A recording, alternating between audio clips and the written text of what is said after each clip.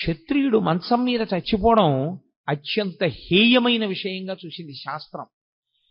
ఆనాటికి ఉన్నటువంటి వ్యవస్థ అటువంటిది. ఆయన 10 మందిని రక్షించాలి. అందుకే తనకి వైరం ఉందా లేదా అనవసరం. తనకి వైరం ఉన్నా లేకపోయినా తాను మాత్రం అమాయకులను పీడించేటటువంటి వాళ్ళని నిగ్రహించడం కోసం యుద్ధభూమికి వెళ్ళి అలా అమాయకుల్ని పాడు చేసేటటువంటి వాళ్లతో చేసేటటువంటి యుద్ధంలో తాను శరీరం విడిచిపెట్టినా తాను స్వర్గానికి వెడతాడు తప్ప తనకి అక్కర్లేని ధర్మం నెత్తి మీద వేసుకుని తన కర్తవ్యాన్ని తాను విస్మరిస్తే, తాను ప్రశాంతంగా శాంతి బోధ చేస్తూ తాను మరణిస్తే, లోకంలో ఉన్న వాళ్ళందరినీ బాధ పెడుతున్నటువంటి రాక్షస శక్తుల్ని దునుమాడవలసినటువంటి వాడు తన కర్తవ్యాన్ని తాను నిర్వర్తించకుండా అక్కరలేని కర్తవ్యాన్ని తెచ్చి తన నెత్తి మీద పెట్టుకుని ఆ కర్తవ్య నిర్వహణ చేత తాను శరీరం విడిచిపెడితే అటువంటి వాడు అధమలోకాలకు వెళ్ళిపోతాడు, అధమ ఉపాధుల్లోకి వెళ్ళిపోతాడు. కాబట్టి ఎవరు చెయ్యవలసినటువంటి కర్తవ్యాన్ని వాళ్ళు చెయ్యవలసి ఉంటుంది. ఇప్పుడు అర్జునుడికి వచ్చినటువంటి పెద్ద వైక్లభ్యం ఎక్కడొచ్చిందంటే, ధర్మము అన్నదాన్ని ఒకదాన్ని పట్టుకున్నాడు. సంపడం తప్పు, అందులో సందేహం లేదు. భూతదయ అన్ని ధర్మములలోకి గొప్ప ధర్మం, నిష్కారణంగా చంపకూడదు. కానీ ధర్మమును నిలబెట్టడం కోసం ధర్మాన్నే పాడు చేస్తున్న వాళ్ళు ఎవరున్నారో అటువంటి వాళ్ళని సంహరించి ధర్మాన్ని నిలబెట్టవలసినటువంటి కర్తవ్యం క్షత్రియుడి. అసలు తాను చెయ్యవలసిన ధర్మాన్ని, తన కర్తవ్యాన్ని తాను విస్మరించి తాను అక్కర్లేని ధర్మాన్ని ఒకటి నెత్తి మీద పెట్టుకున్నాడు. ఇక్కడ వచ్చింది సమస్య అంతా. అక్కరలేని వైరాగ్యాన్ని నెత్తి మీద పెట్టుకుని అక్కరలేని విషయాన్ని తాను అన్వయం చేసుకుని తాను చెయ్యవలసిన అవసరం లేని పని తాను చేస్తానని, తాను చెయ్యవలసిన పనిని తాను చెయ్యనని భీష్మించుకోవడం చేత తాను పాడవడమే కాకుండా ఇప్పుడు లోకంలో అధర్మం నిలబడకుండా చెయ్యవలసిన వాడు అలా చెయ్యకపోతే అధర్మము విచ్చలవిడిగా పెరిగిపోతుంది. కనుక తద్దోషము అర్జునుడికి రాకుండా మళ్లీ ధర్మాన్ని నిలబెట్టడానికి ధర్మం విషయంలో అతను ఎక్కడ పొరపాటు పడుతున్నాడో ఆ పొరపాటుని దిద్దవలసి ఉంది. భగవద్గీతని కురుక్షేత్ర సంగ్రామ భూమి యందు అర్జునుడికి ఒక్కడికే కృష్ణ పరమాత్మ బోధ చేశారు. అది సరి అయినటువంటి సమయం ఆసన్నమైంది అనుకునేంత వరకు ఆయన బోధ చేయలేదు. ఇప్పుడు అర్జునుడు వినడానికి తగిన సమయాన్ని పొంది ఉన్నాడు అని ఆయన అనుకున్నప్పుడు మాత్రమే ఆ బోధ చేశారు. ఆ చేయబడినటువంటి బోధ ఏదో కాకతాళీయంగా 4 మాటలు చెప్పినట్లుగా ఉండదు. అసలు భగవద్గీత యొక్క ఆవిర్భావమే అంత గంభీరంగా ఉంటుంది. అసలు దాని ప్రారంభమే ఒక యోగంతో, అర్జున విషాద యోగంతో ప్రారంభమైంది. అటువంటి భగవద్గీతని గురించి పెద్దలు ఒక్క శ్లోకంలో దాని యొక్క గొప్పతనాన్నంతటినీ చెప్తారు. సర్వోపనిషదో గావః దోగ్ధా గోపాలనందనః పార్థో వత్సః సుధీర్భోక్త దుగ్ధం గీతామృతం మహత్ అంటారు. అది సర్వోపనిషదో గావు. ఆవులు ఉపనిషత్తులు. ఉపనిషత్తులు ఆవులైతే ఉపనిషత్తులు ఉండేది వేదముల యొక్క చివర ఉంటాయి. వాటికి ఆ పేరు రావడం వెనకాతలే ఒక రహస్యం ఉంది. అసలు దాని పేరే ఉపనిషత్. ఉపనిషద్ అన్న మాటకి 2 అర్థాలు. ఒకటి, ఉపనయనం అయిన తర్వాత గాయత్రీ మంత్రం చెయ్యడానికి కావలసిన అధికారము సిద్ధించిన తరువాత గురువుగారికి దగ్గరగా కూర్చుని బ్రహ్మజ్ఞానమును పొందేటటువంటి అవకాశాన్ని బ్రహ్మచారి పొందితే ఉపనిషద్. పక్కన కూర్చున్నాడు, పక్కన కూర్చుని ఉప శబ్దము చేత దగ్గరగా కూర్చుని గురువుగారి దగ్గర వినడానికి కావలసిన యోగ్యతని పొందడం ఉపనిషదే. షద్ జీర్ణం అవడం కానిది, జీర్ణము కానిది లోకంలో బ్రహ్మం ఒక్కటే. జీర్ణము కానటువంటి బ్రహ్మమునకు దగ్గరగా గురువుగారు తన యొక్క బోధ చేత తీసుకుని వెళ్ళడం కూడా ఉపనిషద్. అందుకే ఉపనిషత్తులన్నీ కూడా గురు శిష్య సంవాదంగా ఉంటాయి తప్ప అవి అనేక మందికి చేసిన బోధలు కావు. యోగ్యుడైనటువంటి శిష్యుడు మాత్రమే గురువుగారి దగ్గర నేర్చుకుంటాడు. ఆ యోగ్యత శిష్యుడు పొందాడు అని నిర్ధారించవలసింది లోకంలో ఇంకెవ్వరూ కాదు. అది ఒక్క గురువుకు మాత్రమే ఉన్న అధికారం. ఇతను ఈ స్థితిని పొంది ఉన్నాడు, ఇప్పుడు నేను బోధ చెయ్యవచ్చు అని గురువు ఎప్పుడు నమ్ముతాడో అప్పుడు మాత్రమే ఉపనిషత్ సారాంశమును బోధ చేస్తారు, లేదా అసలు ఉపనిషత్తుని బోధ చేస్తారు.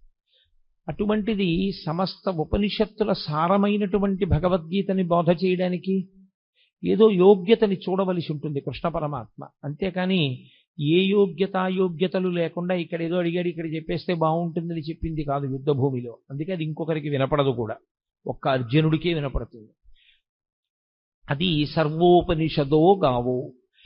ఆ ఆవులు ఉపనిషత్తులన్నీ ఆవులుగా వచ్చి నిలబడితే దోగ్ధ గోపాల నందన. నందన అన్న శబ్దం కొడుక్కి వేస్తారు సాధారణంగా. కొడుక్కి వేసే శబ్దం నందన. యశోదానందన, దేవకీనందన, అలా. ఎవరికి నందనుడైతే వారికి ఆయన నందనుడు అంటే ఆనందమునిచ్చువాడు. గోపాలనందన అంటే తండ్రి శబ్దము చేత చెప్పబడినవాడు కాడు, గోపాలురందరికీ ఆనందమునిచ్చేవాడు. ఎవరా గోపాలురు అంటే ఆయన జన్మించినప్పుడు అంత సౌలభ్యంతో వచ్చింది కృష్ణావతారం.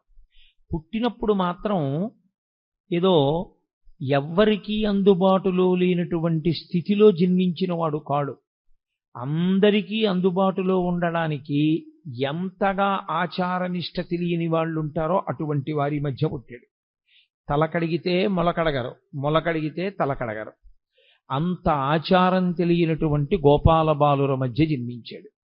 అందుకే ఏ పాములెరుగక ఏ పారుమేటికి పశుల కాపరి ఇంట పాము కలిగి, ఏ కర్మయును లేక వెలయునొక్కడికిని జాతకర్మంబులు సంభవించి, ఏ తల్లి చనుబాలు ఎన్నడెరుగని ప్రోఢ తల్లి యశోదచనుల పాలు త్రవనిరిగి, ఏ హాని వృద్ధుల నిరుగని బ్రహ్మంబు పొదివిటిలో వృద్ధి పొందనుంది, ఏ చదువులనైన ఇట్టిట్టిదనరాని అర్థం అవయవములయందు అందముంది అని ఆ కృష్ణ పరమాత్మ యొక్క జన్మ విశేషం గురించి భాగవతంలో పోతన గారు అంటారు. అందరికీ అందుబాటులో ఉండేటటువంటి గోపాల బాలుడిగా గోపాల బాలుర మధ్య జన్మించాడు. వాళ్లతో కలిసి ఆడుకున్నాడు, వాళ్లతో కలిసి తిరిగాడు. నిజానికి ఆ వచ్చినటువంటి గోపాలురందరూ కూడా మహర్షులందరూ గోపాల బాలురుగా వచ్చారు. కాబట్టి దోగ్ధ గోపాలనందన, పాలు పిండేటటువంటి వాడు కృష్ణ పరమాత్మ. ఆ పాలు పిండడానికి దేంట్లోంచి ఆ పాలు వస్తాయో ఆ ఆవులు ఉపనిషత్తులు బ్రహ్మమును ప్రతిపాదన చేస్తాయి. ఉపనిషత్తుల యొక్క సారాంశమును చెప్పాలన్నా, ఉపనిషత్ చెప్పాలన్నా తాను ఒక స్థాయిని చేరుకున్నవాడైతే తప్ప చెప్పడానికి అర్హతని పొందాడు. కృష్ణ పరమాత్మ జగదాచార్యుడు. అసలు ఆ మాటకొస్తే ప్రతిపాదింపబడవలసినటువంటి బ్రహ్మము ఏది ఉన్నదో అది తానే అయ్యున్నవాడు. బ్రహ్మమును ఎరుగుట చేత తాను బ్రహ్మమవుతాడు ఎవరైనా. బ్రహ్మవిద్ బ్రహ్మైవ భవతి అని. కానీ ఆయన బ్రహ్మవిద్ బ్రహ్మైవ భవతి కాడు, ఆయన స్వయముగా బ్రహ్మము, పరమేశ్వరుడు. అటువంటి కృష్ణుడే ఆచార్యుడయ్యాడు. గురువుకి బ్రహ్మమునకు తేడా చెప్పడం సనాతన ధర్మంలో ఉండదు. గురుర్బ్రహ్మ గురుర్విష్ణు గురుర్దేవో మహేశ్వర గురు సాక్షాత్ పరబ్రహ్మ తస్మై శ్రీ గురవై నమః. అటువంటి గురువయ్యాడు. కాబట్టి సర్వోపనిషదో గావో దోగ్ధ గోపాలనందన. ఏ శిష్యుడి యొక్క స్థాయిని బట్టి ఎలా మాట్లాడాలో ఎలా చెప్పాలో బాగా తెలుసున్నటువంటి కృష్ణ పరమాత్మ గురువుగా, ఆ పాలు ఉపనిషత్తుల యొక్క పాలు పిండేవాడిగా, అంటే సమస్త ఉపనిషత్తుల యొక్క సారమైన భగవద్గీతని బోధ చేసేటటువంటి వాడిగా ఆయన నిలబడ్డాడు. పార్థో వత్సః. ఆవు పాలివ్వాలి అంటే ఓ దూడ ఒకటి ఉండాలి తప్పకుండా. ఇప్పుడు ఆ దూడ ఏం చేయవలసి ఉంటుంది? ఆవు పాలు విడిచిపెట్టడానికి. ఆవు పాలు తయారు చేసేటప్పుడు ఉండేటటువంటి ప్రక్రియ చిత్రంగా ఉంటుంది. అది గబగబా తినేస్తుంది. ఈ నూతి గట్టు మీద, చెరువు గట్టు మీద, నది గట్టు మీద ఉండే పసరిక గబగబా తిని తాను ఒక్క చోట కూర్చుని ఎంత ఆనందంతోటో నెమరవేస్తుంది. కడుపులో ఉన్నదాన్ని మళ్ళీ నోట్లోకి తెచ్చుకుని నోట్లో ఉన్నదాన్ని బాగా నమిలి మళ్ళీ లోపలికి పంపి ఆ పనికిరాని పచ్చగడ్డిలోంచి పసిపిల్లలు కూడా తాగి బ్రతకడానికి వీలైనటువంటిది, పరమ వృద్ధులైనటువంటి వారు, రోగులు కూడా తాగి బ్రతకగలిగినటువంటి పాలని తయారు చేస్తుంది. ఇంత గొప్ప పాలు కదా, పంచామృతములలో మొదటిది కదా, ఈ పాలతో శివలింగానికి అభిషేకం చేస్తే అంత మహాత్యం ఉంది కదా, ఈ పాలనివ్వడానికి కారణం, ఏ కారణానికి పాలిస్తుంది? దూడ యొక్క ఆర్తిని చూసి పాలిచ్చేస్తుంది. ఆర్తితో ఉన్న దూడ, అమ్మా నీ వలన తప్ప నా జీవితం ఎలా ఉంది అని ఆర్తి పొందినటువంటి దూడ పరిగెత్తుకుంటూ వచ్చి దాని శిరములు నోట్లో పెట్టుకు చప్పరించి 2 గుద్దులు గుద్దగానే విడిచిపెట్టేస్తుంది పాలు. గురువు గారికి ఉండేటటువంటి లక్షణం ఏమిటంటే, శిష్యులు ఆర్తితో వచ్చి గురువు గారి 2 పాదములు పట్టుకుని, గురువుగారు మీరు తప్ప నాకెవరు దిక్కు అని అడగగానే చెప్పకుండా ఉండలేక లోపల దాచుకోకుండా చెప్పేస్తాడు గురువుగారు. కాబట్టి ఆవు పాలని విడిచిపెట్టడానికి దూడ ఎలా హేతు అవుతుందో, గురువు జ్ఞానబోధ చెయ్యడానికి ఆర్తి కలిగినటువంటి శిష్యుడు అలా కారణం అవుతాడు. కాబట్టి పార్థో వత్సః. ఇప్పుడు పార్థుడు వత్సయ్యి ఆ పాలు రావడానికి కారణమయ్యాడు. ఆవు దూడ అన్ని పాలు తాగదు, అలా త్రాగడానికి అనుమతించరు కూడా. అది పాలు మిగులుస్తుంది. అలా మిగల్చబడినటువంటి పాలు లోకంలో ఎవరెవరు ఆ పాలు కావలసి ఉంటాయో ఆ పాలని ఆ రీతిలో వాడుకుంటారు. ఒకడు త్రాగి బతుకుతాడు, ఒకడు అభిషేకం చేసుకుని తరిస్తాడు, రకరకాలుగా వాడుకుంటారు. అలా సుధీర్భోక్త, ఎవరు ఈ పాలు త్రాగడానికి అర్హులు? సుధీహి అంటే మంచి బుద్ధి కలిగినటువంటి వాడెవరో, వితండవాదన చెయ్యని వాడెవరో, బ్రహ్మమునందు నిశ్చయాత్మకమైన బుద్ధి కలిగిన వాడెవరో, గురువు యందు గౌరవము కలిగిన వాడెవరో, ఎవరు సనాతన ధర్మమునందు విశ్వాసమున్నవాడో, ఎవడు పెడబుద్ధితో వినే లక్షణం లేనివాడో అటువంటి వాడు ఈ పాలు త్రాగటానికి యోగ్యుడు. కాబట్టి సుధీహి భోక్త. అటువంటి పాలని దుగ్ధం గీతామృతం మహత్, ఈ గీత అనబడేటటువంటి అమృతాన్ని త్రాగవచ్చు. పాల సముద్రాన్ని చిలికితే ఒక అమృతం వచ్చింది, పరమేశ్వరుడి నోటిలోంచి ఒక అమృతం వచ్చింది. వాగ్రూపమైనటువంటి అమృతమే గీత. అందుకే ఆ అమృతం తాగడానికి చాలా కష్టం. గరుత్మంతుడే తీసుకొచ్చి దర్భల మీద పెట్టినా నాగులు తాగలేకపోయాయి. కానీ గీతామృతం తాగడానికి సాధారణంగా అందరూ ఏ అవయవంతో తాగుతారో ఆ అవయవంతో త్రాగక్కర్లేదు. చెవులు దొప్పలు చేసుకుని వినగలిగితే చాలు. ఆ విశ్వాసంతో, ఆ భక్తితో ఎవరు కూర్చుని వింటారో అటువంటి వారందరూ ఈ అమృతాన్ని తాగడానికి అర్హులే. ఈ అమృతాన్ని ఎవరు సేవిస్తారో వాళ్ళకొక లక్షణం ఉంటుంది. అమృతం తాగినవాడు ఇక మళ్ళీ పుట్టవలసిన అవసరం ఉండదు. కాబట్టి ఇదే చిట్ట చివరిసారి శరీరాన్ని విడిచిపెట్టడం. కానీ త్రాగడం అంటూ జరిగినప్పుడు శరీరం ఉంటే కదా తాగాడు, శరీరం లేకుండా త్రాగడం అన్న మాట రాదు. కాబట్టి శరీరంతో ఉన్నాడు కాబట్టి తాగాడు, శరీరంతో ఉన్నాడు కాబట్టి అమృతం తాగాడు, శరీరంతో ఉండి తాగాడు కాబట్టి ఈసారి శరీరం పడవలసిందే. అది ప్రకృతికి సంబంధించిన నియమం. ఈసారి పడడం ఏదుందో అదే చిట్ట చివరిసారి పడ్డాం. ఇంకొకసారి పడవలసిన అవసరం ఎందుకుండదంటే ఇంకొకసారి పుట్టవలసిన అవసరం లేదు కనుక. అంటే జనన మరణ చక్రము నుండి తప్పుకోవడమే అమృతము. ఆ అమృతము నోటితో తాగుతారు, దానికి అధికారము సిద్ధిస్తే. కానీ అలా అధికారం సిద్ధించి త్రాగారు అన్నవాళ్ళు మనకి కనపడరు. కానీ గీతామృతం తాగడానికి మాత్రం ఎల్లరూ యోగ్యులే. దేని చేత యోగ్యత?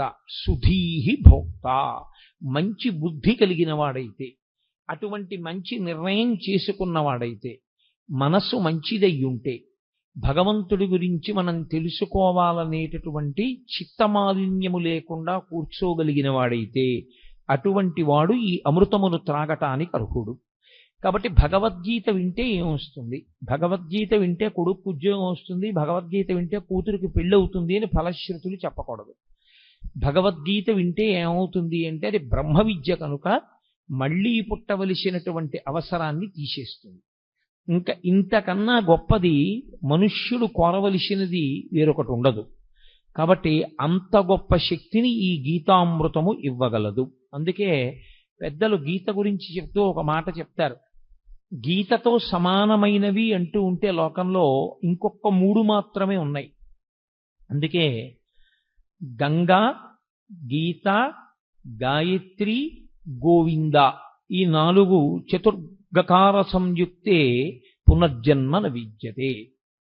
గీత, గంగాచ, గాయత్రి, గోవిందీతి హృది స్థితే. ఎవరు ఈ 4ంటిని గుండెల యందు బాగా ఊంచుకుని నిలబెట్టుకుంటారో, మొదటిది గంగ.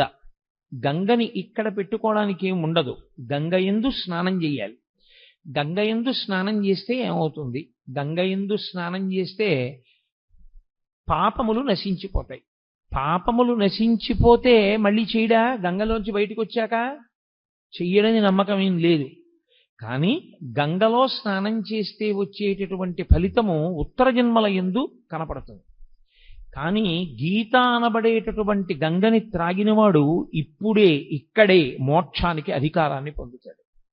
2, అది పరమేశ్వరుని యొక్క శిరస్సుకి తగిలి కింద పడడం వల్ల అంత శక్తిని పొందేది. భవాంగపతితంతోయం పవిత్రమితి పస్పృశు అంటారు వాల్మీకి మహర్షి రామాయణంలో. గంగ హిమవంతుని పెద్ద కూతురిగా పరమేశ్వరుని యొక్క శరీరాన్ని తాకి హిమాలయ పర్వతాల మీద పడి తాను అనేక మార్గములలో ప్రవహించి త్రిపథగా అయింది కాబట్టి గంగకి శక్తి వచ్చింది. ఈ గంగ సాక్షాత్తుగా పరమేశ్వరుడి నోటిలోంచి ఆవిర్భవించినటువంటి ఈ గంగ ఎప్పుడో ఏ జన్మలోనో ఫలితమిచ్చేది కాదు. ఈ జన్మలో ఇప్పుడే ఇక్కడే ఫలితమివ్వగలిగినది గీతామృతమనబడేటటువంటి గంగ. కాబట్టి నిజానికి గంగ కన్నా గీత ఒక పైమెట్టు మీదే నిలబడుతుంది. గీత, గంగాచ, గాయత్రి. గాయత్రి ఉపనయనము చేసుకోవడానికి అధికారమున్న వాళ్ళందరూ గాయత్రి మహామంత్రాన్ని చేస్తారు. గాయత్రి మహామంత్రం అంత గొప్ప మంత్రం ఇక లోకంలో లేదు. అది మంత్రములకన్నిటికీ తల్లి అని పేరు దానికి. అందులో అడిగేది ఒకటే, ప్రచోదయాత్, మా బుద్ధులు ప్రేరేపింపబడుగాక ప్రేరేపింపబడుగాక ప్రేరేపింపబడుగాక అని అడుగుతుంటారు త్రిసంధ్యల యందు. కాబట్టి ఆ గాయత్రి బుద్ధిని మరల్చి ఈశ్వరుని యందు పెట్టి తాను తరించేటటువంటి అవకాశాన్ని గాయత్రి మాత ఇస్తుంది. గోవిందేతి, గోవిందుడు ఆ నామమే గొప్పది. ఎందుచేత అంటే భగవంతునికి మిగిలినటువంటి పేర్లు ఏమున్నాయో అవన్నీ బిరుదునామాలుగా వచ్చాయి. గోవిందనామం ఒకరు బిరుదునామంగా ఇచ్చింది కాదు, పరమేశ్వరుడు కష్టపడి సంపాదించుకున్న నామం. 7 రాత్రులు 7 పగళ్ళు గోవర్ధనోద్ధరణాన్ని చేసి చిటికెన వీల మీద పర్వతాన్ని ఎత్తి పట్టుకుని అందరినీ కాపాడితే, ఆయన్ని నమ్మకుండా వెళ్ళిపోయిన వాళ్ళని కూడా ఆయన పిలిచి మరీ కాపాడాడు గోవిందనామంతో. అది గోవిందనామానికి ఉన్న గొప్పతనం. అంత సౌలభ్యంలో ఉన్న అవతారం. అందుకే గోవింద అంటే ఈశ్వరుడు ఉలిక్కి పడతాట. కారణం ఏమిటంటే నేను ఆ నామాన్ని సంపాదించుకున్నది నేనే కష్టపడి 7 రాత్రులు 7 పవళ్ళు పర్వతాన్ని ఎత్తి పట్టుకుని నన్ను నమ్మకుండా పక్కకి వెళ్ళిపోయినటువంటి వాళ్ళని కూడా పిలిచి, బాలుండీతడు కొండదొడ్డది మహాభారంబు సైరింపగా దాలండో ఎనిదీని కింద నిలువంచింతింపగా బోలది శైలాంబోనిధి జంతు సంయుత ధరాచక్రంబుపై పడ్డ నాకేలల్లాడదు బంధులార నిలుడి క్రిందం ప్రమోదంబునన్ అంటాడు. మీరు బెంగపెట్టుకోకండి, ఈ కొండ కింద పడదు. సమస్త బ్రహ్మాండం వచ్చి కొండ మీద పడిపోయినా కొండ కింద పడకుండా పట్టుకుంటాను. కాబట్టి రండి రండి అని నమ్మకం లేని వాళ్ళని కూడా పిలిచి కొండ కింద నిలబెట్టి 7 రాత్రులు 7 పగళ్ళు మనుష్యులను ఆవులను దూడలను కాసినటువంటి కారణం చేత, కాపాడిన కారణం చేత పరమేశ్వరుడు సంపాదించుకున్నటువంటి నామము గోవిందనామం కాదు. గోవింద అంటే భూమిని కాపాడేవాడు, గోవింద అంటే వాక్కులకు అధిపతి అయినవాడు, గోవింద అంటే వాక్కును విస్తరించగలిగినటువంటి వాడు. వింద అన్న శబ్దానికి అర్థం తంతువుగా సాగడం. దూది పట్టుకుని ఇలా ఇలా ఇలా ఇలా ఇలా ఇలా తంతువు కింద తంతువులందు చేలమ విధంబున ఏ పరమేశమూర్తి ఎందింతయు ఒప్పు భంగి అంటారు పోతన గారు. పెద్ద పెద్ద దారాల కింద ఒక కండిలోంచి వెడితే దాన్ని తంతు అంటారు. తంతువు కింద విస్తరిల్లి లోపల పరబ్రహ్మము శబ్దము చేత ఆవిష్కరింపబడితే గోవింద అంటారు. అంతర్బహిష్యత సర్వం వ్యాప్య నారాయణ స్థిత. నామరూపాత్మకంగా కనపడేటటువంటి జగత్తు కాదని దాని లోపల జీవుడిగా ఉన్నటువంటి బ్రహ్మం ఎవరున్నారో వాడిని గుర్తించడానికి నామరూపాలని ఆధారం చేసుకుని విశ్వమునందు విశ్వనాథుణ్ణి చూడగలిగినటువంటి ప్రజ్ఞాపాఠవములు పెరగగలిగిన స్థితికి గోవింద అని పేరు. కాబట్టి ఆ గోవిందేతి హృదిస్థితే, ఎవరు ఈ నాలుగింటిని గుండెలలో పెట్టుకుంటారో, అంటే సంతతము ఈ నాలుగింటిని స్మరణ చేస్తూ ఉంటారో, అటువంటి వారందరూ కూడా పునర్జన్మ న విద్యతే, ఇక వాళ్ళు మళ్ళీ వేరొక శరీరాన్ని పొందవలసినటువంటి అవసరము ఉండదు. వాళ్ళు ఈ శరీరమే ఆఖరిసారి పడిపోవడం తప్ప వేరొకసారి శరీరము పడవలసిన అవసరం ఉండదంటే అసలు పుట్టనే పుట్టరు. అంత గొప్పవి ఈ నాలుగు. అంత గొప్పవైనటువంటి నాలుగులో ఒకటి గీత. ఈ గీత ఆవిర్భవించినటువంటి విధానం చాలా ఆశ్చర్యకరమైనటువంటి స్థితిలో ఆవిర్భవించింది. మీకు తెలుసు, మహాభారతంలో ఎంత కాదు కాదు కాదు అని పక్కకి తీసుకెళ్లడానికి ప్రయత్నం చేసిన ఈశ్వరుని యొక్క అవతార ప్రయోజనమే రాక్షస సంహారము కనుక, ధర్మమును నిలబెట్టడం కనుక కురుక్షేత్రంలో కురుపాండవులు కలుసుకోవడం యుద్ధం కోసం అనివార్యమైంది. తీరా ఇద్దరూ వచ్చి కలుసుకున్నారు. ఇక యుద్ధం ప్రారంభం అవ్వాలి. ధర్మరాజు గారు పెద్దలకి నమస్కారం చేయడానికి వెళ్ళాడు. అంతవరకు అందులో ధర్మదోషమేం లేదు. వాళ్ళు కలుసుకున్నది కూడా ఎక్కడ అంటే ధర్మక్షేత్రే కురుక్షేత్రే, ధర్మక్షేత్రమైన కురుక్షేత్రంలో కలుసుకున్నారు. వ్యాస భగవానుడు గీతామృతాన్ని ప్రారంభం చేస్తూనే ధర్మ శబ్దంతో ప్రారంభం చేస్తాడు. ధర్మ అంటే పట్టుకోవలసినది, పట్టుకోవడంలో వైక్లభ్యం వస్తే మిమ్మల్ని రక్షించనిది అని గుర్తు. నేను ఒక కుక్క నా మీదకి వస్తున్నప్పుడు నా చేతిలో ఉన్న కర్రని నేను జాగ్రత్తగా పట్టుకోవాలి. అసలు నేను కుక్కని చూసి వణికిపోవడంలో నా చేతి కర్ర జారిపోయింది అనుకోండి, అప్పుడు ఇక ఆ కర్ర నన్ను రక్షించదు. నేను పట్టుకుని ఉన్నంత కాలమే నన్ను రక్షిస్తుంది తప్ప పట్టుకోనికుండా ఉన్నది రక్షించేది కాకుండా పోయేది ఏది ఉంటుందో దానికి ధర్మం అని పేరు. అందుకే నేను తరచు మనవి చేస్తుంటాను, అమరకోశం ధర్మము అన్న మాటని వ్యాఖ్యానం చేస్తే ధ్రియతేవా జనైరితి ధర్మం. ఉపన్యాసాలు చెప్పడానికి పనికొచ్చేది కాదు ధర్మం అంటే, పుస్తకాల్లో చదువుకోవడానికి పనికొచ్చేది కాదు ధర్మం అంటే.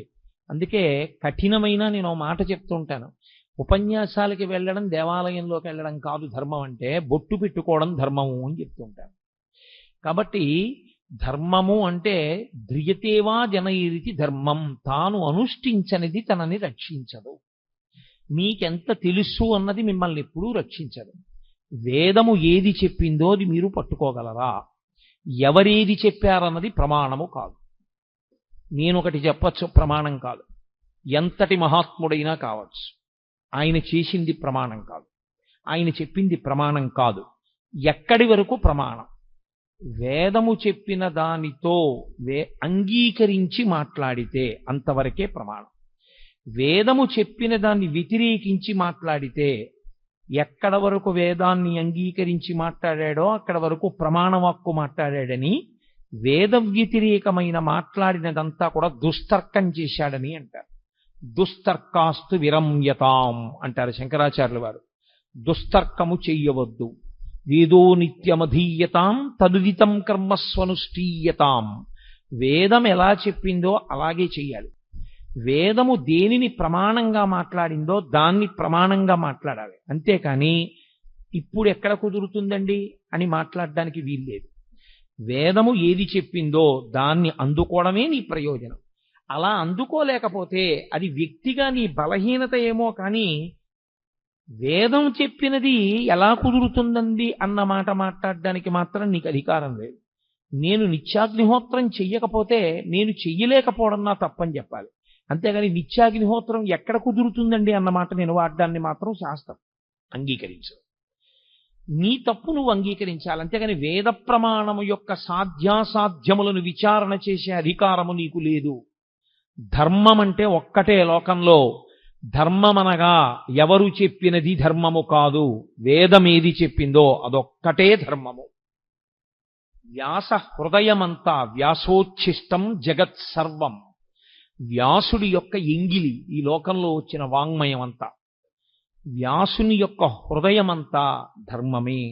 ధర్మం ధర్మం ధర్మం. దానికోసమే ఆయన 18 పురాణములను ఇచ్చాడు, 4 వేదములను విభాగం చేశాడు, బ్రహ్మసూత్రములను ఇచ్చాడు.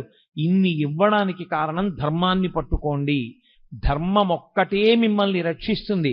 ధర్మం ఒక్కటే మళ్ళీ పునర్జన్మ లేకుండా కూడా చెయ్యగలదు.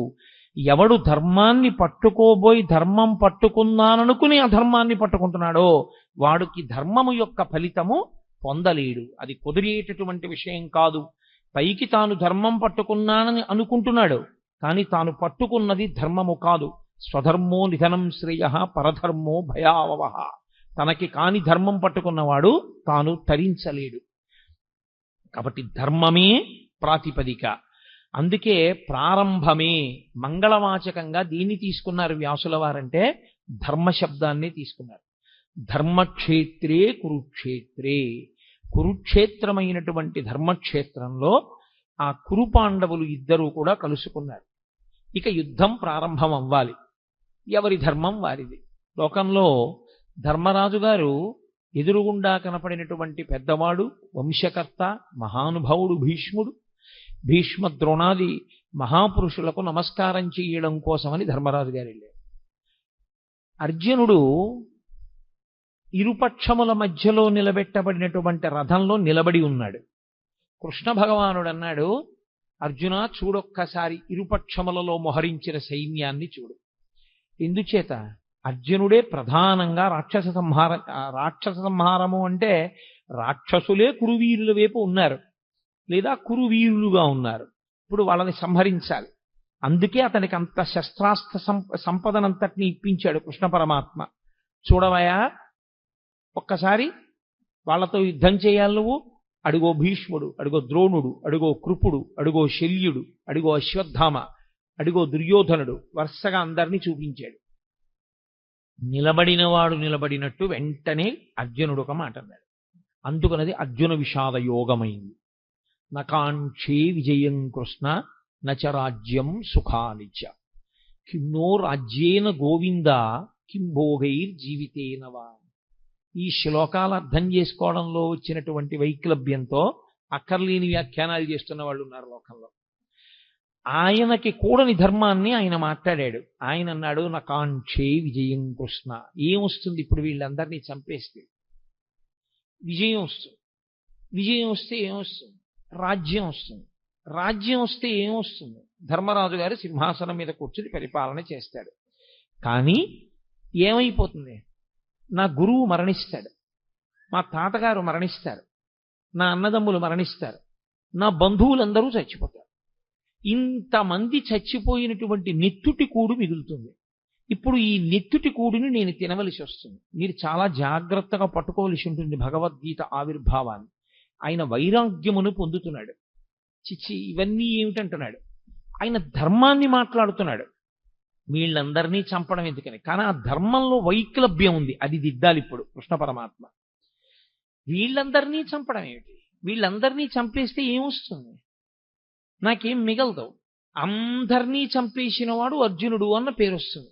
ఇంతమందిని చంపేసి నేను రాజ్య పరిపాలన మొదలు పెడితే నిన్నటి వరకు నా కంటి ముందు ఉన్నటువంటి తాతలు, తండ్రులు, గురువులు, బంధువులు, స్నేహితులు ఇంతమంది మరణించిన తరువాత నేనొక్కడిని మిగిలితే నేను పొందేటటువంటి సంతోషం ఏమిటి? కాబట్టి నాకొద్దు ఈ ఈ యుద్ధము వద్దు, ఈ విజయము వద్దు, ఈ రాజ్యము వద్దు. ఇప్పుడు ఆయన ఎంత భయవిహ్వలుడైపోయాడంటే అంతటి మహావీరుడైనటువంటి అర్జునుడి చేతులు వణికిపోయాయి. వణికిపోవడంలో ఆయన చేతిలో ఉన్నటువంటి గాంధీవం జారి కింద పడిపోయాడు. కింద పడిపోతే తాను ఎలా నిలబడ్డాడో అలా నిలబడ్డవాడు నిలబడ్డట్టే నీరసం ఆవహించేసి చతికిల పడిపోయాడు. నీరసం ఆవహించి చతికిల పడిపోయాడు అంటే ఆయన శరీరంలో ఇప్పుడు ఏదో ఆరోగ్యపరమైన సమస్య తలెత్తలేదు. ఆయనకి శరీరంలో ఎంత ఆరోగ్యం ఉండాలో అంత ఆరోగ్యము ఉంది, ఎంత బలం ఉండాలో అంత బలము ఉంది. కానీ శరీరమునందుండవలసినటువంటి బలాన్ని, శరీరమునందు ఉన్నటువంటి ఆరోగ్యాన్ని ఏది పాడు చేసేసింది అంటే బలహీన పడిపోయినటువంటి మనస్సు పాడు చేసేసింది. ఇది చాలా గొప్ప విషయం. మీరు ఎంత బలవంతులు అన్నది కాదు, మీ మనస్సు ఎంత జవంతో ఉన్నది అన్నది ప్రధానం. మనస్సుకి జవం లేనివాడు శరీరంతో ఎంత బలం ఉండనివ్వండి ఉపకారం చేయలేడు. ఎందుచేత అంటే మనస్సు భయానికి కానీ శంకకి కానీ లోనైపోయింది అనుకోండి, తాను ఆత్మరక్షణలోకి పడిపోతాడు. పడిపోయి ఒక రకమైనటువంటి భయానికి లోనవుతాడు. భయానికి మారుపేరే శాస్త్రంలో మృత్యువు. మృత్యు సమయమునందు ఎలా ఆలోచనలు పొసగవో భయవిహ్వలుడైనటువంటి వ్యక్తికి కూడా సరి అయిన ఆలోచన విధానం రాదు. కాబట్టి ఇప్పుడు అంత భయపడిపోయినటువంటి అర్జునుడు అన్నాడు, ఇప్పుడు దుర్యోధనుడు ఒక బాణం వేసో ఓ కత్తి పెట్టో నన్ను చంపేస్తే చచ్చిపోతాను. చచ్చిపోతే ఏమవుతుంది? నేను చనిపోతే చనిపోయాను, కానీ నా వారందరూ బ్రతుకుతారు. ఇది పైకి చూడ్డానికి చాలా ధర్మంలా కనపడుతుంది చూసుకోండి. నిజంగా పాపం అర్జునుడు ఎంత మంచివాడండి, ఎంత అహింస మాట్లాడాడు. యుద్ధం జరగకుండా ఎందుకు ఇవన్నీ హాయిగా నాకు ఏ రాజ్యం వద్దు ఏ విజయం వద్దు అన్నాడు. ఎంత మంచి మాట మాట్లాడాడండి అర్జునుడు, ఎంత చక్కటి వాడండి అని మనకు అనిపిస్తుంది. కానీ ఈ మాటలు చెప్పి ఇంకొంచెం ముందుకు వెళ్ళిపోయాడు. ఇంకొక ఆశ్చర్యకరమైన మాట అన్నాడు, నేను వీళ్ళందరినీ చంపేస్తే ఇక లోకంలో నా బంధువులన్న వాళ్ళు మగవాళ్ళు ఎవరు మిగలరు, అప్పుడు ఆడవాళ్ళు ఒక్కళ్ళే మిగులుతారు. అప్పుడు వీళ్ళందరూ నరకంలోనో స్వర్గంలోనో ఉన్నారనుకోండి, ఏడాదికోసారి తద్దినం పెట్టాలి కదా, తద్దినం పెట్టినప్పుడు నీళ్లు విడిచిపెట్టాలి. అప్పుడు వీళ్ళకి నీళ్లు విడిచిపెట్టడానికి ఉత్తరాధికారులు లేది. నేను చంపేస్తున్నాను కదా, కొడుకులతో సహా చంపేస్తున్నాను. చంపేస్తే ఇంకా తద్దినం పెట్టడానికి మనుషులు లేరు. లేకపోతే ఆ పితృదేవతలు ఎవరైతే ఉన్నారో పతంతి పితరో హ్యేషాం లుప్త పిండోదక క్రియా, వాళ్ళకి పిండ ఉదక క్రియలు ఉండవు. అంటే పిండం పెట్టేవాడు ఉండడు, నీళ్లు విడిచిపెట్టేవాడు ఉండడు. లుప్త పిండోదక క్రియా, ఈ రెండూ లేకపోవడం వల్ల పతంతి పితరో హ్యేషాం, పైలోకానికి వెళ్ళినటువంటి నా పితృదేవతలు మళ్ళీ కింద పడిపోతారు. పైగా ఎప్పుడైతే పురుషుల యొక్క రక్షణ లేదో వీళ్ళందరూ మరణిస్తే వీళ్ళ భార్యలందరినీ పరజాతుల వాళ్ళు వచ్చి భార్యలుగా స్వీకరిస్తారు. ఇప్పుడు వాళ్ళ వలన సంతానం వీళ్ళకి కలుగుతుంది. క్షేత్రములు మిగిలిపోయి బీజములు లేవు. కాబట్టి ఇప్పుడు కుల సంకరం ఏర్పడుతుంది, వర్ణ సంకరం ఏర్పడుతుంది, జాతులన్నీ కూడా కలగాపలగం అయిపోతాయి. ఇటువంటి ఆధార్మికమైనటువంటి వ్యవస్థ ఏర్పడడానికి నేను యుద్ధం చేయడం అవుతుంది. కాబట్టి కృష్ణ, నేను యుద్ధం చెయ్య. మీకు ఇది పైకి చూడ్డానికి ఎలా ఉంటుందంటే, అయ్య బాబోయ్ అర్జునుడు ఎంత శక్తివంతంగా మాట్లాడాడు, ఎంత గొప్పగా మాట్లాడాడు మహానుభావుడు, ఎంత చక్కటి మాటలు మాట్లాడాడు. నిజంగా అర్జునుడు చెప్పిన మాట కృష్ణుడు విని అర్జునుడిని వెంటనే రథం ఇచ్చి వెనక్కి పంపించేసి ఉంటే కురుక్షేత్ర సంగ్రామం జరగకపోతే అంత నెత్తురు వరదలై పారదుగా, అంతమంది చచ్చిపోరుగా, ప్రశాంతంగా ఉంటుందిగా. మరి ఎందుకు కృష్ణ పరమాత్మ అంతగా పట్టుపట్టి మరీ కురుక్షేత్ర యుద్ధం చేయించినట్టు, ఎందుకంత బోధ చేసినట్లు, ఆయన ఎందుకు మాట్లాడినట్లు? అర్జునుడు మాట్లాడిన దాంట్లో వచ్చిన నష్టం ఏమిటి ఆయన మాట్లాడిన తప్పు అని మనకు అనిపిస్తుంది. అర్జునునికి కలిగినటువంటి విషాదము యోగమైంది భగవద్గీతలో. అందుకే అర్జున విషాద యోగము అని పిలిచారు. యోగ అంటే భగవద్గీతలో కృష్ణ భగవానుడే చెప్పాడు, యోగ కర్మసు కౌశలం. కర్మసు కౌశలం అంటే చేయవలసినటువంటి పనిని కౌశలముతో, అంటే శాస్త్రవిహితముగా, ప్రతిఫలాపేక్షారహితముగా, కర్తవ్యతా బుద్ధితో చేసినటువంటి వాడెవడో వాడు కౌశలముతో చేసినవాడు. తాను చెయ్యవలసినది ఒకటి ఉంటుంది లోకంలో, శాస్త్రము చేత విధింపబడినది. శాస్త్రము ఏది చెయ్యాలని విధించిందో అది చెయ్యడమే తన యొక్క కర్తవ్యము. అలా కాకుండా నెత్తికొత్తుకున్నది ఏదుందో అది బాధ్యత. బాధ్యత కుంగ తీసేస్తుంది మనిషిని, కర్తవ్యం మెట్లెక్కిస్తుంది. కాబట్టి తాను చెయ్యవలసింది తాను చెయ్యాలి. క్షత్రియుడిని అంతఃపురాలు ఇచ్చారు, రాజభోగాలు ఇచ్చారు, పరిపాలన చెయ్యమని ఇచ్చారు. దేని కొరకు? క్షత్రియుడు మంచం మీద చచ్చిపోవడం అత్యంత హేయమైన విషయంగా చూసింది శాస్త్రం. ఆనాటికి ఉన్నటువంటి వ్యవస్థ అటువంటిది. ఆయన 10 మందిని రక్షించాలి. అందుకే తనకి వైరం ఉందా లేదా అనవసరం, తనకి వైరం ఉన్నా లేకపోయినా తాను మాత్రం అమాయకులను పీడించేటటువంటి వాళ్ళని నిగ్రహించడం కోసం యుద్ధభూమికి వెళ్ళి అలా అమాయకుల్ని పాడు చేసేటటువంటి వాళ్లతో చేసేటటువంటి యుద్ధంలో తాను శరీరం విడిచిపెట్టినా తాను స్వర్గానికి వెడతాడు తప్ప తనకి అక్కర్లేని ధర్మం నెత్తి మీద వేసుకుని తన కర్తవ్యాన్ని తాను విస్మరిస్తే, తాను ప్రశాంతంగా శాంతి బోధ చేస్తూ తాను మరణిస్తే, లోకంలో ఉన్న వాళ్ళందరినీ బాధ పెడుతున్నటువంటి రాక్షస శక్తుల్ని దునుమాడవలసినటువంటి వాడు తన కర్తవ్యాన్ని తాను నిర్వర్తించకుండా అక్కరలేని కర్తవ్యాన్ని తెచ్చి తన నెత్తి మీద పెట్టుకుని ఆ కర్తవ్య నిర్వహణ చేత తాను శరీరం విడిచిపెడితే అటువంటి వాడు అధమలోకాలకు వెళ్ళిపోతాడు, అధమ ఉపాధుల్లోకి వెళ్ళిపోతాడు. కాబట్టి ఎవరు చెయ్యవలసినటువంటి కర్తవ్యాన్ని వాళ్ళు చెయ్యవలసి ఉంటుంది. ఇప్పుడు అర్జునుడికి వచ్చినటువంటి పెద్ద వైక్లభ్యం ఎక్కడొచ్చిందంటే, ధర్మము అన్నదాన్ని ఒకదాన్ని పట్టుకున్నాడు. సంపడం తప్పు, అందులో సందేహం లేదు. భూతదయ అన్ని ధర్మములలోకి గొప్ప ధర్మం, నిష్కారణంగా చంపకూడదు. కానీ ధర్మమును నిలబెట్టడం కోసం ధర్మాన్నే పాడు చేస్తున్న వాళ్ళు ఎవరున్నారో అటువంటి వాళ్ళని సంహరించి ధర్మాన్ని నిలబెట్టవలసినటువంటి కర్తవ్యం క్షత్రియుడి. అసలు తాను చెయ్యవలసిన ధర్మాన్ని, తన కర్తవ్యాన్ని తాను విస్మరించి తాను అక్కర్లేని ధర్మాన్ని ఒకటి నెత్తి మీద పెట్టుకున్నాడు. ఇక్కడ వచ్చింది సమస్య అంతా.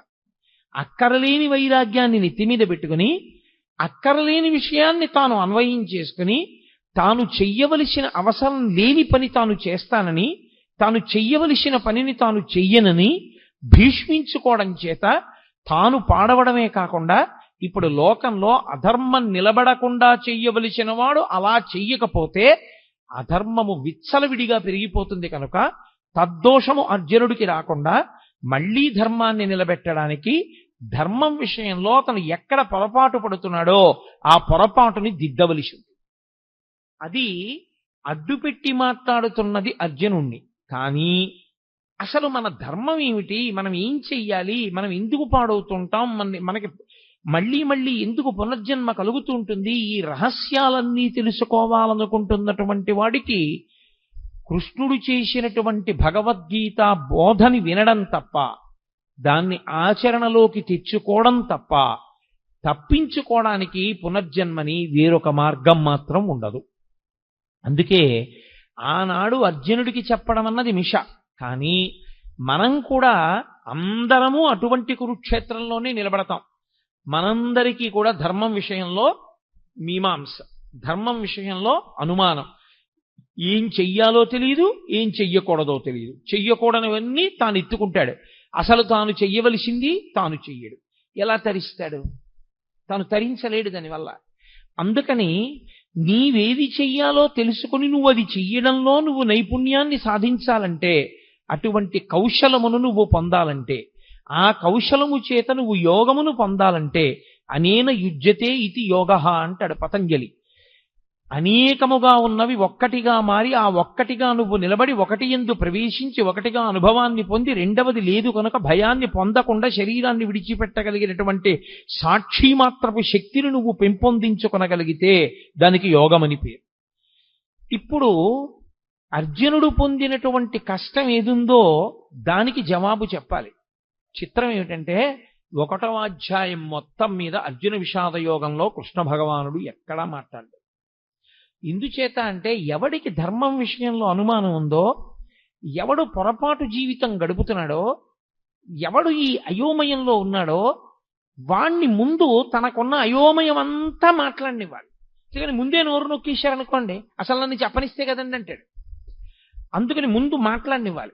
ఎంత మాట్లాడతాడో అంతా మాట్లాడనిచ్చి అప్పుడు తాను మాట్లాడాలి ఆచార్యుడు. అందుకే 2వ అధ్యాయం వచ్చేంత వరకు అసలు కృష్ణ భగవానుడు నోరు విప్పలేదు. మనం డాక్టర్ గారి దగ్గరికి వెడతాం. డాక్టర్ గారి దగ్గరికి వెడితే డాక్టర్ గారు మనకున్నటువంటి అనారోగ్యాన్ని అడుగుతాడు. మనకేం తెలుసు అంటే దేని మూలంగా రోగం వచ్చిందో మనకి తెలియదు, వచ్చిన రోగం వల్ల మనం పడుతున్న బాధ ఒకటే మనకి తెలుసు. మనం ఏం చెప్పగలం? మన బాధ ఒకటే చెప్పగలం డాక్టర్ గారికి. ఏమిటో డాక్టర్ గారు సాయంకాలం అయ్యేటప్పటికి జ్వరం వచ్చేస్తుందండి, పొద్దున్న తిన్నది జీర్ణం అవుతుంది, రాత్రి 7 గంటలు 6 దాటిందంటే ఇంకా ఒళ్ళు వేడెక్కుతుంది, ఏది తిన్నా జీర్ణం అవ్వదు, సరికదా వాంతి అయిపోతుందండి, రాత్రి పూటే ఉంటుంది. వీడు బాధ ఒకటే చెప్తూ ఉంటాడు. వింటూ డాక్టర్ గారు ఏం ఆలోచిస్తాడంటే వీడికి సాయంకాలం 6 అయ్యేటప్పటికి జ్వరాన్ని కల్పించగలిగినటువంటి సూక్ష్మాంగ జీవి ఏది ప్రవేశించి ఉంటుంది. దాని వలన వీడిలో ఏ రకమైనటువంటి జ్వరం ప్రకోపించి వీడికి జీర్ణం కాకుండా ఆహారం బయటికి వెళ్ళిపోతుంది. ఇప్పుడు మందు దేనికి వెయ్యాలంటే మూలానికి వెయ్యాలి. ఏ సూక్ష్మక్రిమి శరీరంలో ప్రవేశించడం చేత అతనికి సాయంకాలం జ్వరం వచ్చి తిన్న పదార్థం జీర్ణం కాకుండా వాంతవుతోందో ఆ సూక్ష్మక్రిమి మీద అతను ఔషధాన్ని ఇవ్వాలి. అంతేకాని వాంతి అయిపోకుండా ఏం చేయాలో లవంగమొగ్గ నవలాలో ఏలక్కాయ నవలాలో చెప్పడానికి అతని భార్యే చాలు, పక్కింట్లో ఉన్న వాళ్ళే చాలు, డాక్టర్ గారు అక్కర్లేదు దానికి. డాక్టర్ గారు చెప్పవలసింది మూలాన్ని ఛేదించాలి. అర్జునుడు మాట్లాడితే అర్జునుడు మాట్లాడిన మాటల వెనక ఛేదింపబడవలసినటువంటి మూలాల్ని కృష్ణ పరమాత్మ పట్టుకున్నాడు. ఇది అందుకే భవద్భీషిణి అయింది. గీతకి భవద్భీషిణి అని పేరు ఉండడానికి కారణం అదే. సంసారము అంటేనే అయోమయం, సంసారం అంటేనే రాగద్వేషములు. మీరు కొంచెం జాగ్రత్తగా పట్టుకోగలిగితే సంసారమునకు మారు పేరే రాగద్వేషములు. రాగము ద్వేషము ఈ రెండు ఎప్పుడుంటాయి? ఇంకొకడు ఉంటే కదండి.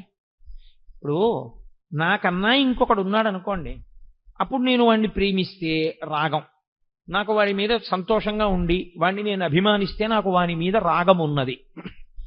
నేను వాడి మీద కోపం పెట్టుకుంటే నాకు ద్వేషం ఉన్నది. అసలు రెండవది లేదు ప్రపంచంలో, ఒక్కటే ఉన్నది. రాగమునకు కానీ ద్వేషమునకు కానీ ఏమైనా కారణం ఉందా?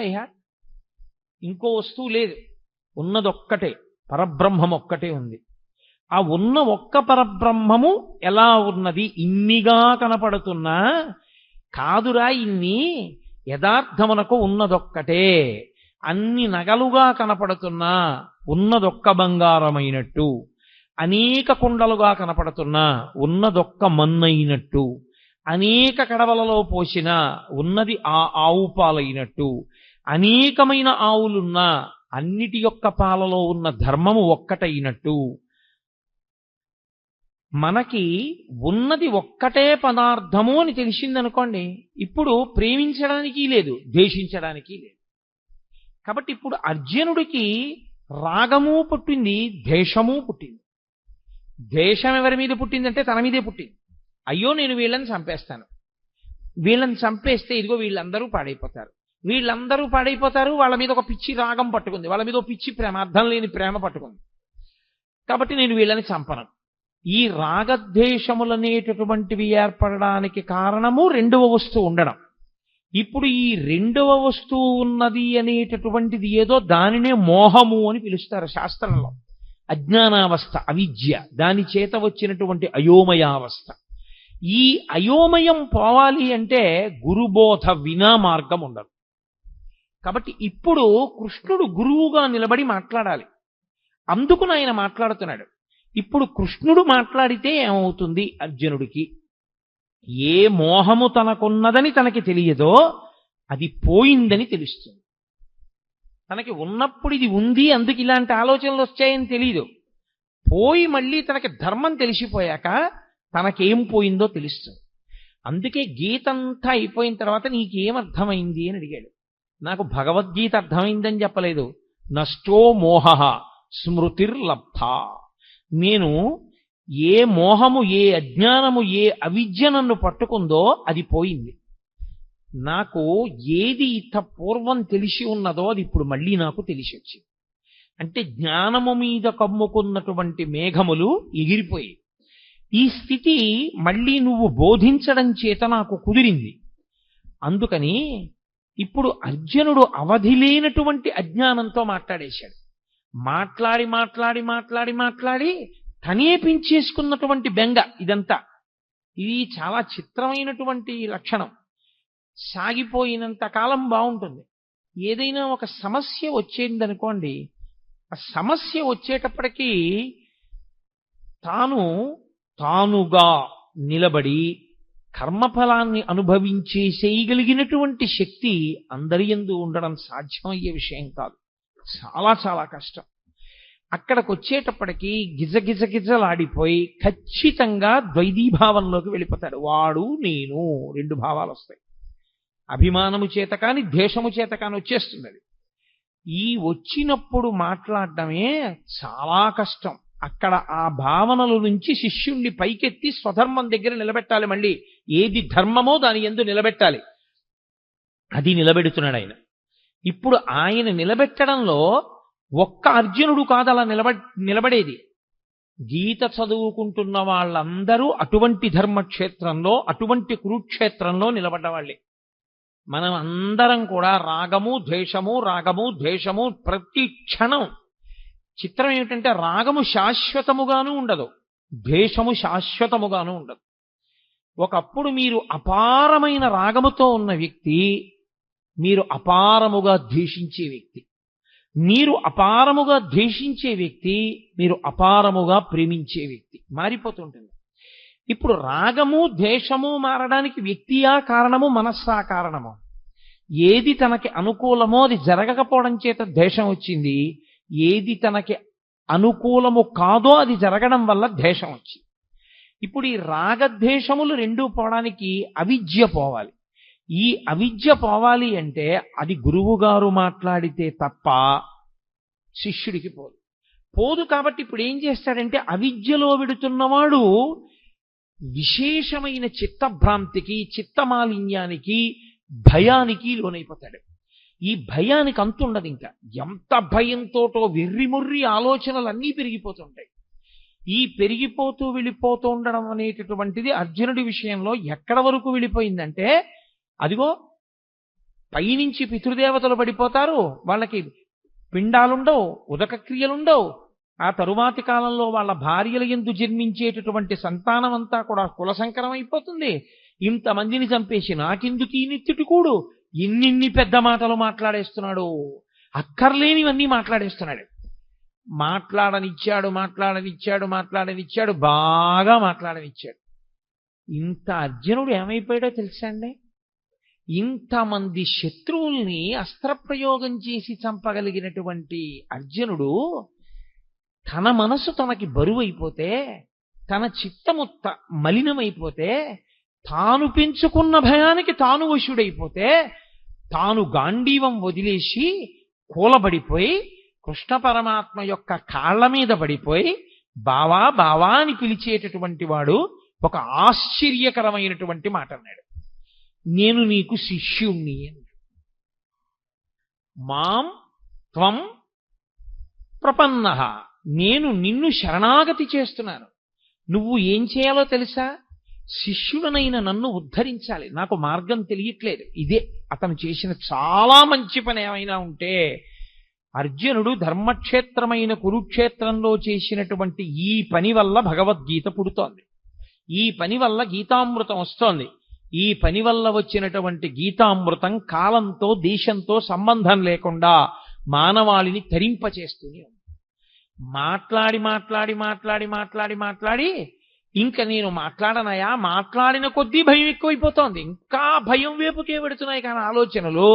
నేను బయటికి రాగలనన్న ఆలోచన అసలు నాకు రావట్లేదు.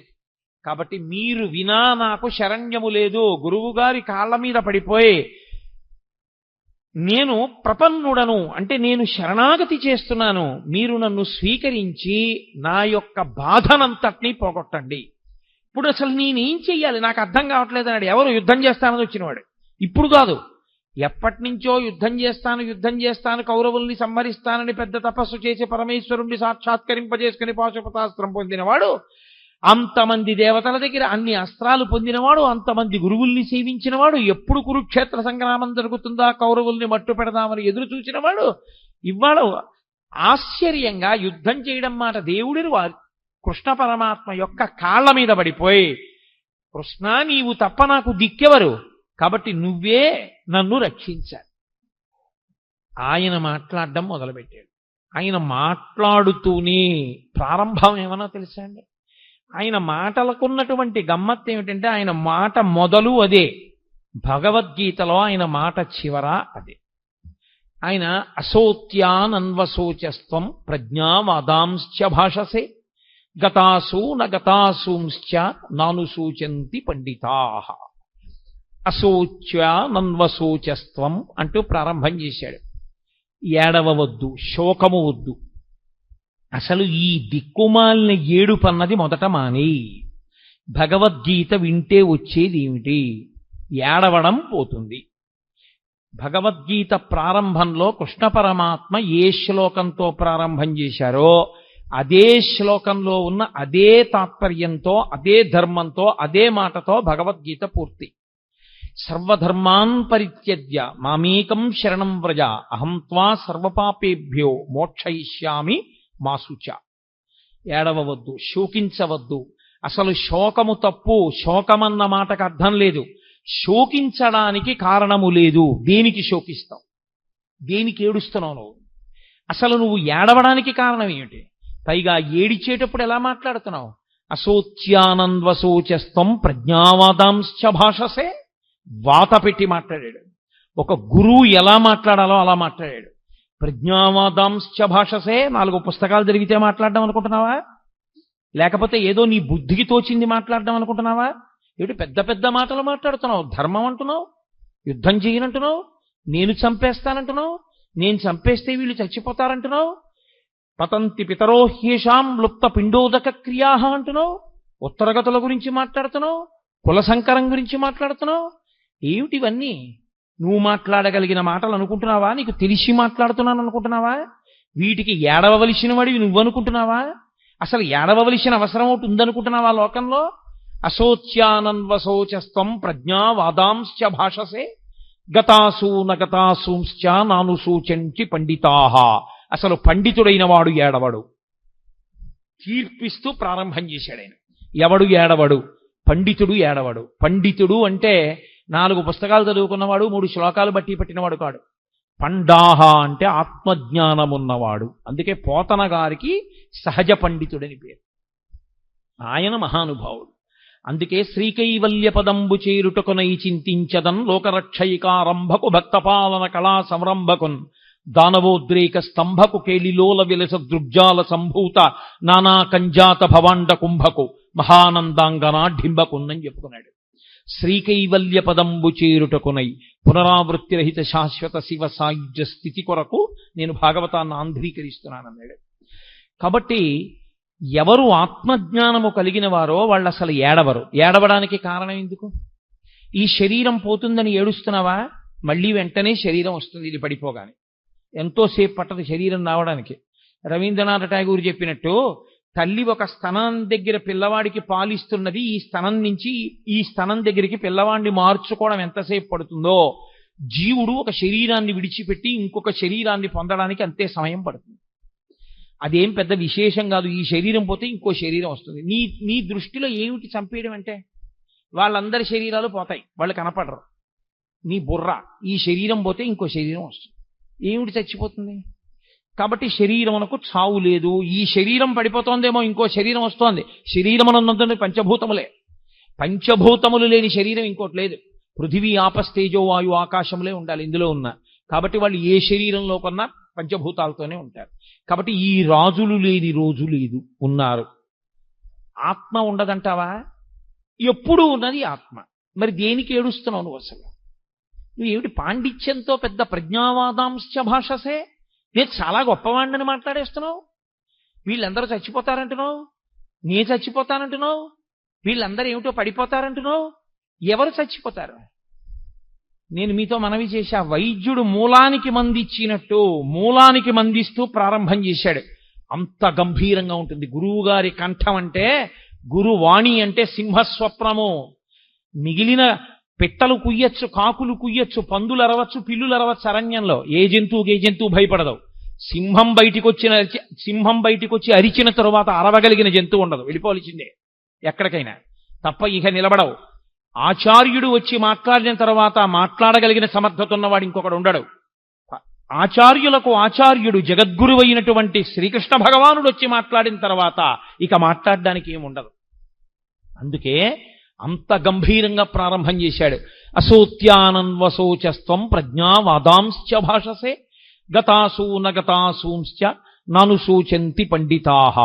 ఏడవరయా పండితులైనటువంటి వాళ్ళు ఏడవడానికి లేదసలు. అశోచ్యానన్వశోచస్త్వం, ఏడవడానికి కారణము లేదని తెలుసుకో.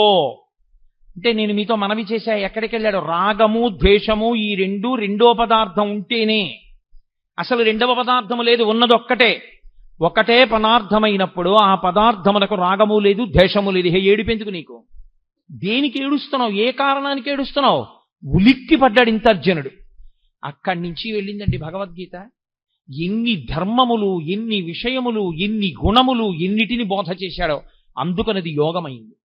అర్జున విషాదము యోగం ఎందుకైందంటే ఆ విషాదము ధర్మ సంబంధమైనది. తనకి అక్కరలేని ధర్మాన్ని పట్టుకున్నా అయ్యో నేను వీళ్ళని చంపకూడదు అన్న ఒక మాటతో ప్రారంభం చేశాడు. కానీ ఆ అర్జునుడు చంపడం ఎంత ధర్మమో అలా చంపకపోతే ధర్మం ఎందుకు నిలబడదో, ధర్మము యొక్క స్వరూపం అంటే ఎలా ఉంటుందో అంత అద్భుతంగా మాట్లాడాడు కృష్ణ పరమాత్మ. అలా మాట్లాడితే వచ్చినటువంటి స్వరూపమే గీతాస్వరూపము.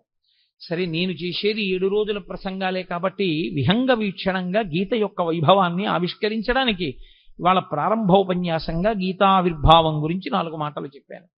దీని తరువాత పిఠాపురం నుంచి వచ్చినటువంటి సర్వదేవతా భజన మండలి వారు, వాళ్ళు చాలా ఆర్తితో చాలా సంతోషంతో ఇక్కడికి వచ్చారు. వాళ్ళు చక్కటి భజన చేసేటటువంటి లక్షణం ఉన్నవారు. కాబట్టి దయచేసి మీ అందరూ అలాగే కూర్చునుంటే ఇప్పుడు ఆ భజన కార్యక్రమం ప్రారంభం అవుతుంది. మళ్ళీ రేపు సాయంకాలం 6:30 ఉపన్యాసాన్ని పునఃప్రారంభిస్తాను. మంగళాశాసన పరై మదాచార్య పురోగమై సర్వైశ్చ పూర్వైరాచార్యై సత్కృతాయాస్తు మంగళం.